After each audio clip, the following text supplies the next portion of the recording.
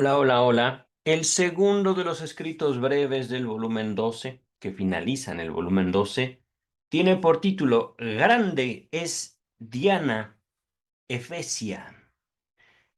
Antes de continuar con el texto, que no hay nota introductoria de James Strachey, hay una nota a pie de página asociada Groß ist die Deine der Epheser.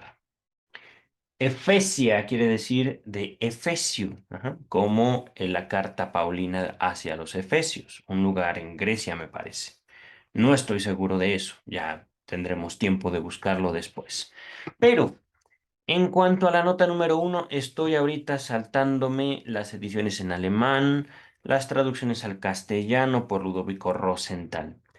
Dice Strachey en la nota a pie de página número uno, una nota al final del texto alemán indica que el material de este artículo fue extraído de la sección sobre Efeso o Éfeso de F. Sartiaux. Voy a latinizar esto, no sé si sea francés, me parece que es francés. Villes Mortes de Asie Mineure.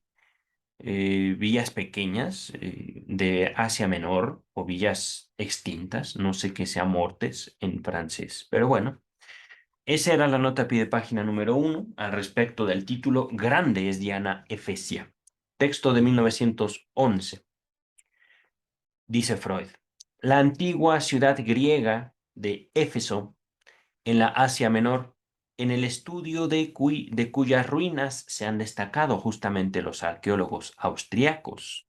Era famosa en la antigüedad sobre todo por su grandioso templo consagrado a Artemisa, entre paréntesis Diana, es decir, la misma diosa tiene dos nombres, Artemisa y Diana. Es la misma. Ajá. Emigrantes jónicos se apoderaron acaso de la octava centuria, ocho siglos antes de nuestra era que de esta ciudad poblada desde sus orígenes por estirpes asiáticas. Es decir, emigrantes jónicos se apoderaron de esta ciudad poblada desde sus orígenes por estirpes asiáticas. Es decir, los de Éfeso eran asiáticos, Asia Menor. Y sin embargo, emigrantes jónicos terminaron imponiéndose a los asiáticos. En ella se encontraron con el culto de una divinidad materna. Es probable que llevara el nombre de Opis y la identificaron con su diosa solariega, es decir, del sol, Artemisa. Según el testimonio de las exhumaciones, varios fueron los templos que en el mismo lugar se elevaron para honrar a la diosa, Artemisa. Precisamente la noche del año 356 a.C., en que nació Alejandro el Grande, el cuarto de ellos fue destruido por un incendio tramado por el demente Heróstrato, y lo reconstruyeron más magnífico que nunca con su ajetreo de sacerdotes, magos, peregrinos, con sus tiendas donde se ofrecían amuletos, recuerdos, exvotos. La metrópoli de Éfeso era comparable con lo que es en nuestros días la ciudad de Lourdes. Lo estoy pronunciando directo, ¿no? Como latinizando. Lourdes. Hacia el 54, el año 54 de nuestra era, el apóstol Pablo llegó a Éfeso para residir allí varios años. Predicó, hizo milagros y se conquistó muchos partidarios entre el pueblo.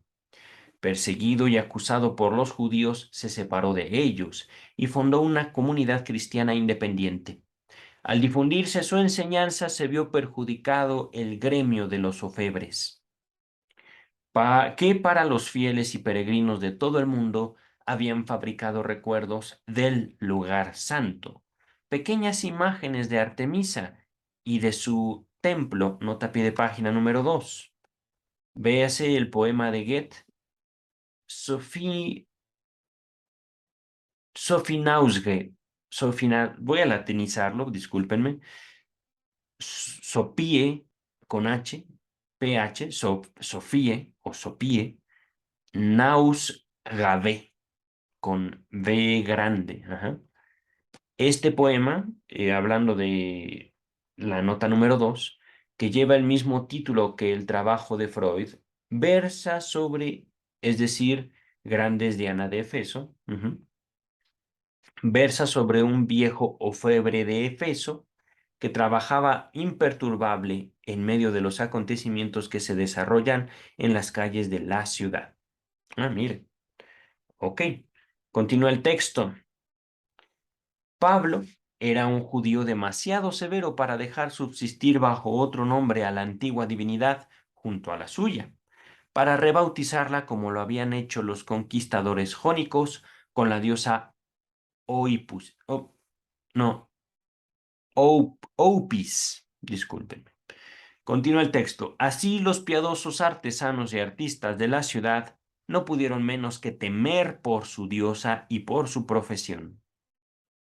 Se sublevaron y al grito incesantemente repetido de «Grande es Diana Efesia», acudieron por la avenida Arcadia al teatro, donde su jefe Demetrio pronunció un discurso incendiario contra los judíos y contra Pablo. Solo tras arduo trabajo consiguieron las autoridades detener la revuelta, declarando que la majestad de la gran diosa era inatacable y estaba por encima de cualquier agravio, es decir, ofensa. Nota número 3. Véase Hechos de los Apóstoles. Eso no me acuerdo, pero bueno, ya tiene mucho que no he leído el libro de los Hechos. Continúa el texto. La iglesia de Éfeso, fundada por Pablo, no le permaneció fiel por largo tiempo. Cayó bajo el influjo de un cierto Juan, cuya personalidad ha planteado difíciles problemas a la crítica. ¿Acaso fue el autor del Apocalipsis, que rebosa de invectivas contra el apóstol Pablo? Oh, miren, Juan contra Pablo. Eso está interesante, no lo había, tampoco he leído el Apocalipsis en un buen rato. La tradición lo identifica con el apóstol Juan, a quien se atribuye el cuarto evangelio. De acuerdo con este, Jesús crucificado dijo a su discípulo predilecto, señalando a María, su madre, la madre de Jesús: «Mira, esa es tu madre, es decir, hazte cargo de ella, por favor». Y desde ese momento Juan llevó consigo a María. Entonces, si él se había dirigido a Efeso, también María llegó con él. Y en verdad, en Efeso se erigió junto a la iglesia del apóstol la primera basílica en honor a la nueva divinidad materna de los cristianos, de cuya existencia hay testimonios ya en el siglo IV. La ciudad tuvo de nuevo su gran diosa, excepto el nombre, poco había cambiado. También los orfebres volvieron a encontrar trabajo. Orfebres es algo así como un artesano, entiendo, creando imágenes del templo y de la divinidad para los nuevos peregrinos. Solo que la virtud de Artemisa, que se expresaba en su atributo de, una palabra griega, criadora de muchachos, esta palabra aparece transcrita erróneamente en la edición alemana de 1943. ¿Ok? Pasó a un San Artemidoro, quien cuidó ahora de las mujeres en trance de dar a luz. Aquí ciertamente es un texto interesante, y un texto que nos permite ver dos cosas. Primero, cómo la religión evoluciona a partir de la experiencia infantil. Ajá. No es que, y esto está parte también de mi trabajo en cuanto a la formación del Estado, no es que la religión permanezca inalterada a lo largo del tiempo, sino más bien el rasgo infantil de la humanidad se manifiesta de diversas formas y va acercándose, digámoslo así, a los tiempos y a las necesidades anímicas, emocionales, a través de el discurso, entre comillas, espiritual. Ahorita vamos a continuar con el texto, que ya estamos por terminarlo. Continúa el texto. Vinieron la conquista Vinieron luego la conquista de la ciudad por el Islam y por último su sepultamiento y devastación sobrevenidas al cegarse el río, es decir, al morir el río, ya no había un río. Pero la gran diosa de Éfeso ni aun así abandonó sus reclamos.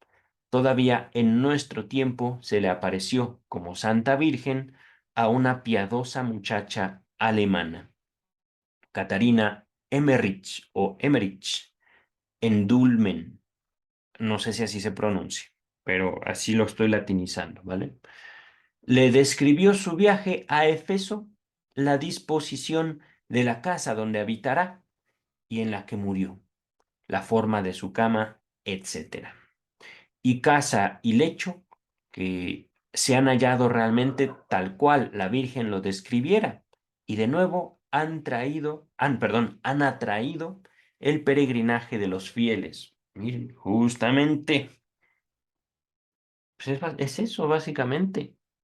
No es, digamos, la persistencia de una necedad, sino es cómo nuestras necesidades infantiles de una madre, de una figura materna, de una mujer, se transforma con el tiempo.